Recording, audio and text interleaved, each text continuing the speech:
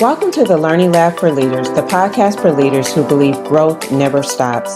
Join me, Dr. Lisa Weir, also known as Lead Learner Lisa, as I share practical strategies, inspirational stories, and tips for both life and leadership. Each episode also features guest leaders who bring their real-world experiences, everyday lessons, and motivational insights straight to you. From talent management and organizational leadership to personal growth and leadership development, the Learning Lab for Leaders is here to help you lead with influence, intention, and impact. Whether you're navigating tough decisions, shaping culture, or striving to become your best self, this is your space to learn, reflect, and lead forward. Also, follow me on Instagram at OneMindEdLLC for Monday's successful tips, daily tools, and fresh inspiration to fuel your leadership journey. Because in the Learning Lab for Leaders, every lesson is a stepping stone toward purpose-driven, abundant leadership. Hey Lead Learners, I'm Dr. Lisa, aka Lead Learner Lisa, and I'd like to welcome you to the Learning Lab podcast for leaders. So throw on your lab coats and grab your favorite beverage to sip on as I share a word on resilience in my solo podcast called Applesauce and Leadership. I bet you're wondering why I call it applesauce. Well, take a listen as I share a bit about my journey through life and leadership as I sip on some warm apple cider and share with you my podcast, my story, leadership, and applesauce. So this story came to mind as I was recently coaching a superintendent of an urban school district. And during our session, he had been busy all day long and hadn't had a chance to eat, as most leaders of organizations, schools, businesses, entrepreneurs, we sometimes are just so busy that we just don't find the time to either pack a lunch, to eat a lunch, or to eat breakfast. And so he hadn't found time to stop and eat lunch. And so he paused our coaching session for just a second because he was really hungry. He ran into the cafeteria and was able to find some applesauce that they were serving to the students, a little applesauce that comes in little cups that you peel back. And as he came back with his applesauce and he was peeling off the top of it, and I could smell the cinnamon coming from that, and he was eating it, it reminded me of a time that I used to make applesauce. I even brought the story up to him and shared that I used to make applesauce for my son when he was an infant. And that moment later on in the day, that moment caused me to really begin to reflect on those times many years, 3 decades, more than 3 decades ago, when I made applesauce because I had to make applesauce so that I could send it with my son so that he would have a healthy snack at daycare.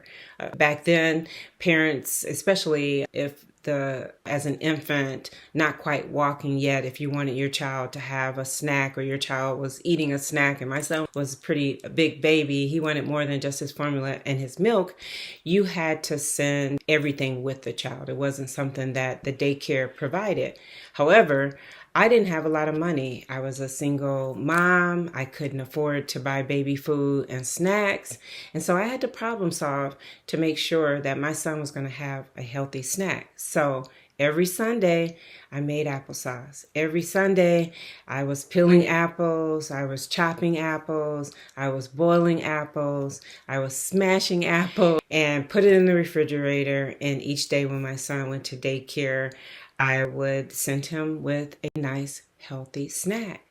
And I think about those times, and they were very challenging times, not only economically challenging to me, but I was still in school. I was a single parent, and a couple of months into parenthood, my first child, my son and I were in a really bad car accident. We were on a highway, a 2-lane highway. Someone made a left turn in front of me, both cars going in the excess of 55 miles per hour, hitting head on. And you can imagine that was quite a serious car accident.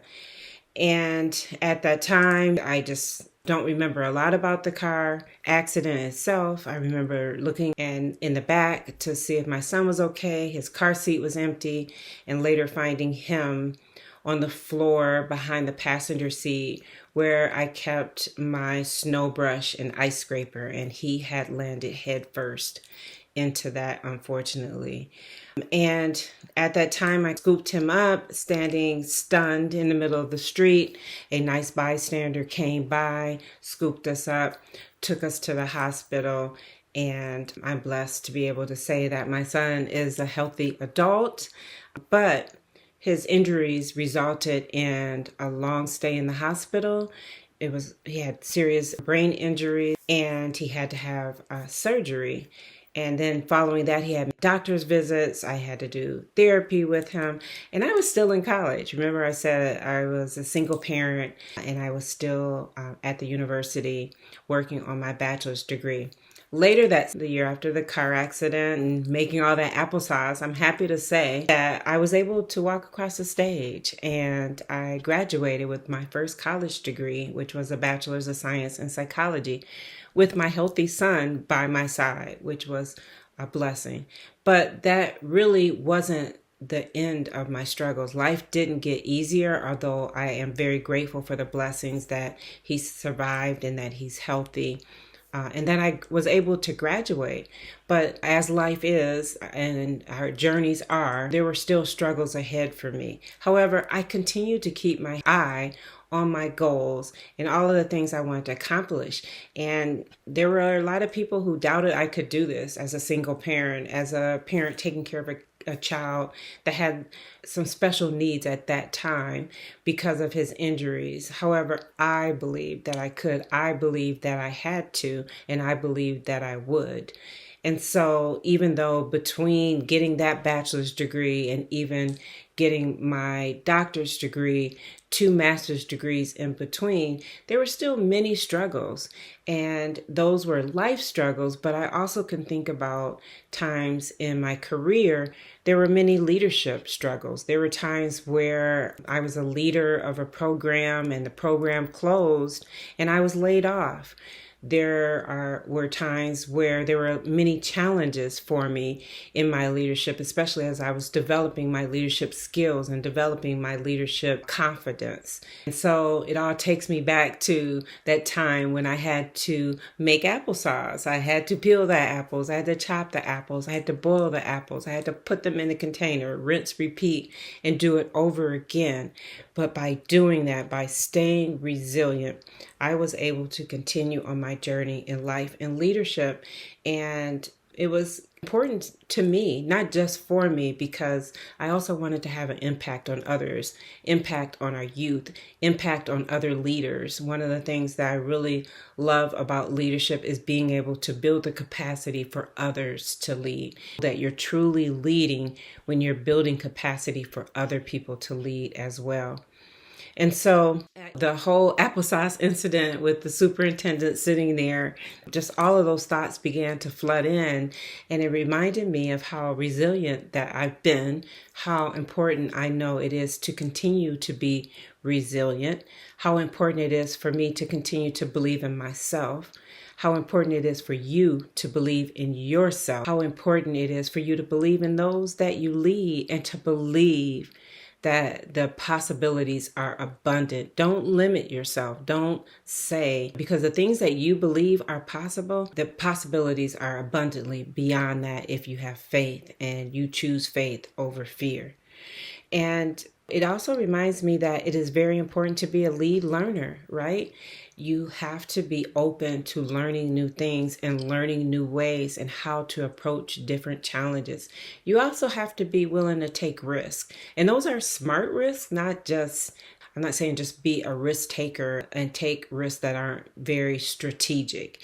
You need to be able to take strategic risks, because if you keep doing the same thing that you're doing, you're going to get the same results. And that's why being a lead learner and taking risks are so important. And again, I want to emphasize that it is so important to choose faith over fear. Faith in abundant leadership will help to make you feel like you are empowered and that there are abundant possibilities of what you can do and what those that you lead can do. If you believe and if you're resilient and you lead forward, you will be successful in your leadership and in reaching your goals, reaching your collective vision that you have with others. You will be successful at opening your mind to possibilities of the things that you can and will do. All of those things that are within your heart, they're possible and even above and beyond that. And that's what I mean by abundant leadership.